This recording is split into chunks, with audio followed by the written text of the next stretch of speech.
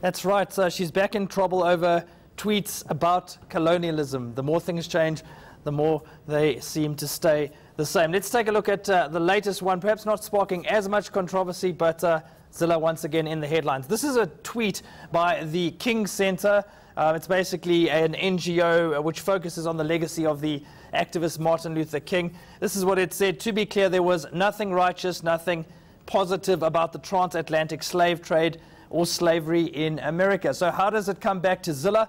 Well, Sizwe Dlomo, the media personality, South African media personality, decided to bring Zille into it, saying, "Hi, Helen Zille, see this," pointing it out to her. She, of course, responded. It wasn't that long ago that the whole colonialism tweeting saga played out, March last year, in fact. And she said this: "I agree, there was absolutely nothing positive about slavery or the slave trade. If you read the Transformed South African History textbook, you'll see the acknowledgement that, despite its many evils, colonialism helped end slavery in many parts of Africa." So that's really what sparked the debate and the discussion with Sizwe Dlomo. He would end up eventually saying, "You, like it or not, are a beneficiary of colonialism, albeit indirectly. Your biases, whether you're aware of them or not, make it unlikely for you to be able to weigh up the negatives of colonialism versus the positives." So basically saying Zille shouldn't get involved in this debate in the first place. So that was the latest one. That unfolded just a few days ago.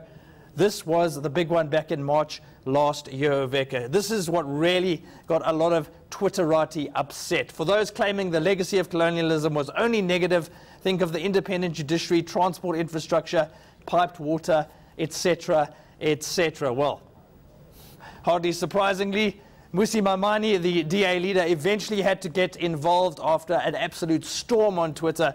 "Let's make this clear. Colonialism was a system of oppression and subjugation.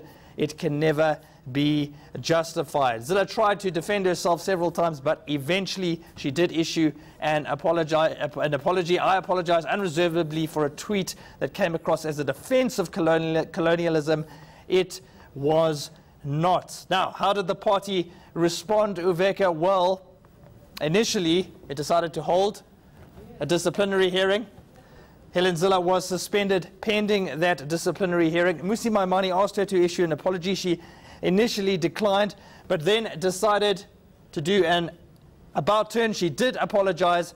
The DA then taking action, but saying that she would now have a limited role in terms of the party's decision-making structures. It also said that it would have to vet all her communication, especially on Twitter, when it came to DA matters. So a limited role for her, although importantly, she does remain Premier of the Western Cape. So she did face the ire of her own party, and again, another DA official who is no stranger to controversy. Uveka.